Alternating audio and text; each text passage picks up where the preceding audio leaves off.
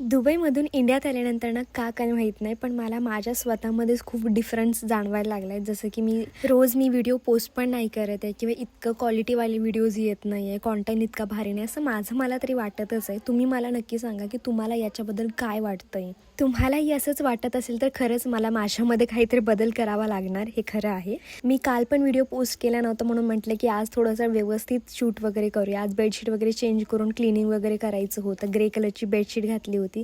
Room आता थोडासा स्वच्छ आणि छान वाटत होता. आणखीन म्हणजे कपडेही थोडेसे जास्त साठले होते, मग आज मशनीलाच टाकायचे होते. पहिल्यांदा म्हटलं की झाडू मारून घेऊया. माझ्याकडे 2 रूम आहेत, एक म्हणजे बेडरूम आणि त्यानंतर आतली एक रूम पण आहे. हा जो कॉर्नर आहे ना, तो काल मी शूट करण्यासाठी तयार केला होता. हे झाड मी वापरात काढलं होतं, पण हे झाड मला आवडलं, फक्त याच्यासाठी कुंड्याची गरजच आहे. मग हे झाड आणखीन छान वाटेल. त्यानंतर ना कपडे मी मशीनला टाकले आणि डिटर्जंट आणि कम्फर्ट पण टाकले. खरे तर 2 दिवसांपासून मी कपडे याच्यावरती वाळू घातले नसल्यामुळे धूळ बसली होती चांगलीच, आणि याच्यावरतीच कपडे वाळू घातले असते तर ते कपडे घाण झाले असते, म्हणून मी पटकन पुसून घेतला आणि मग कपडे वाळवायला घेतले.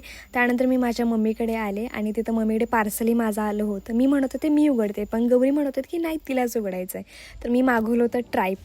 मी जे आता वापरते ना, ते ट्रायपॉड खराब झालेलं आहे. मी त्याला चिकटपट्टी लावून वापरत आहे. खूप प्रॉब्लेम होतात यूज करायसाठी, पण आता थोडंसं व्यवस्थित होईल. त्यानंतर गौरी म्हटली तुला नेल पेंट लावून देते. म्हटलं बरं ठीक आहे, लावून दे. आज मी मम्मीकडे खास जेवणासाठी आली होती, कारण मस्त असा मटणाचा बेत होता. मम्मीने जेवायला बोलवलं होतं.